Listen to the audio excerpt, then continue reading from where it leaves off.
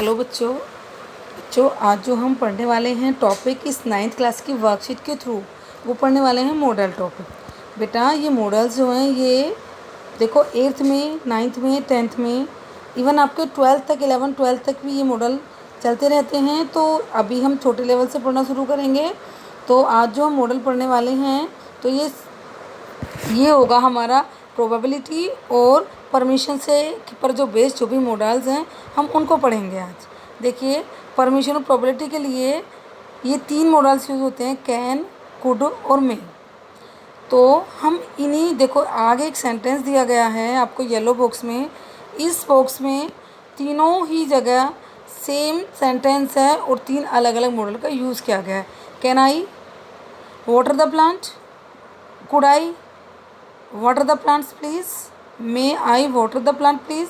तो किस तरह से कैन, कुड और मे को एक ही सेंटेंस में यूज़ किया गया परमिशन के लिए, लेकिन किस तरह से एक दूसरे से अलग हैं ये हम इस बारे में आगे जानकारी आपको हमें इस बारे में जानकारी हमें आगे मिलेगी इस वर्कशीट के थ्रू। तो अब आगे हम इस बॉक्स में जो ब्लू बॉक्स दिया गया है इसमें पढ़ेंगे। देखो modal of permission, tense, positive और नेगेटिव सेंस और टोन किस टोन में यूज़ होते हैं। नंबर 1 आता है आपका कैन।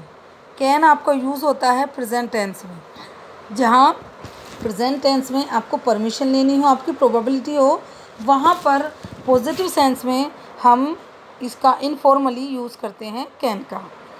नेक्स्ट है कैन नॉट। देखो बच्चा ये हमारा जो ऊपर कैन यूज़ हुआ वो पॉजिटिव सेंस में यूज़ हुआ और प्रेजेंट टेंस में यूज़ हुआ।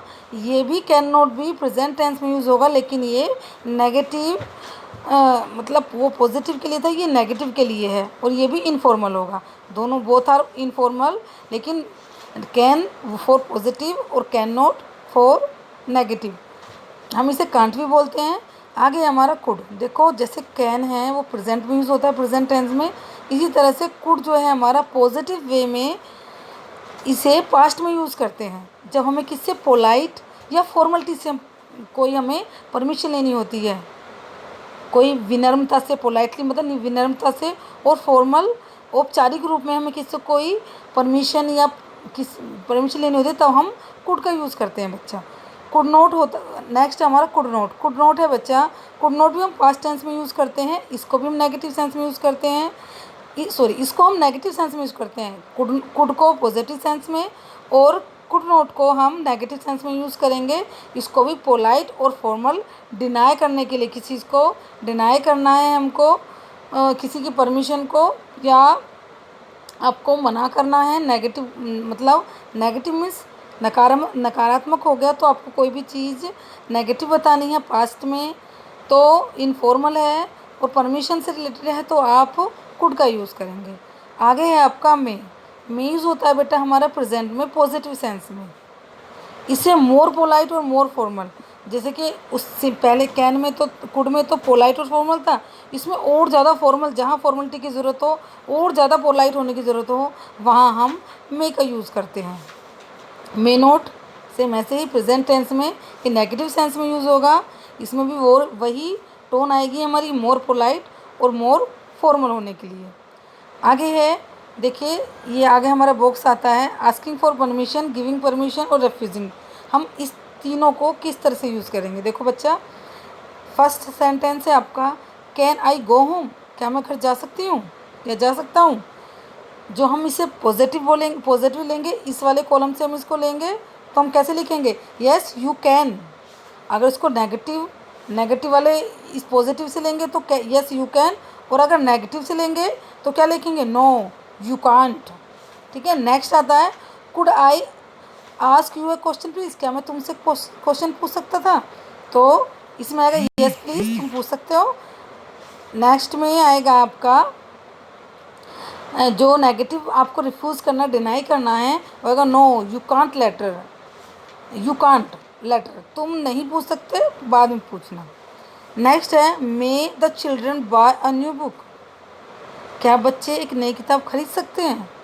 तो ये और फॉर्मल हो गया क्योंकि बच्चों के बारे में बात करें, किताब खरीदने के बारे में बात करें, यहाँ पर मोर फॉर्मेलिटीज़ होगी, मोर पोलाइट होना पड़ेगा यहाँ पर। तो हम इसको पॉजिटिव कैसे यूज़ करेंगे, yes they can buy a book, हाँ वो किताब खरीद सकते हैं।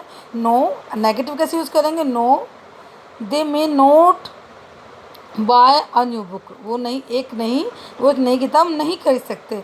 तो इस तरह से हमें पॉजिटिव सेंस इसकी और नेगेटिव सेंस दोनों पता चल गई। तो आई होप बच्चों आपको यहाँ तक ये समझ आया होगा। आगे हमारी जो वर्कशीट है, वर्कशीट में हमारे एग्जाम्पल दिए गए हैं जिसमें हमें ये पता चलेगा कि हमें कितना आया।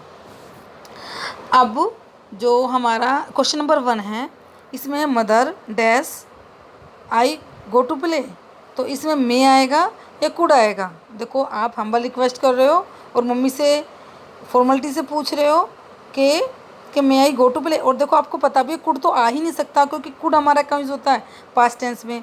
तो पास्ट टेंस तो है ही नहीं, ये प्रेजेंट टेंस है। तो इसमें आएगा मे, क्या आएगा, मे।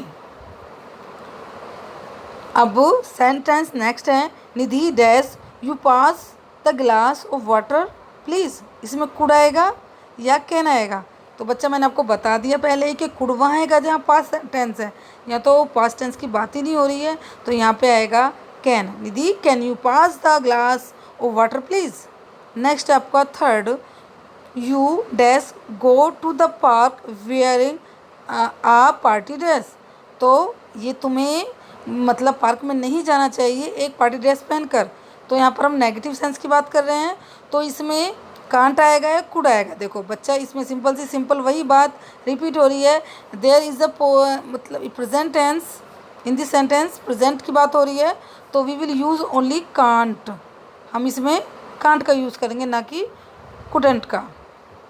नेक्स्ट है आपका, Mrs Bina dash go to the office during the lockdown. जो मिसिज़ बीना है वो ऑफिस जाती हैं लॉकडाउन के दौरान, तो उन्हें नहीं जाना चाहिए।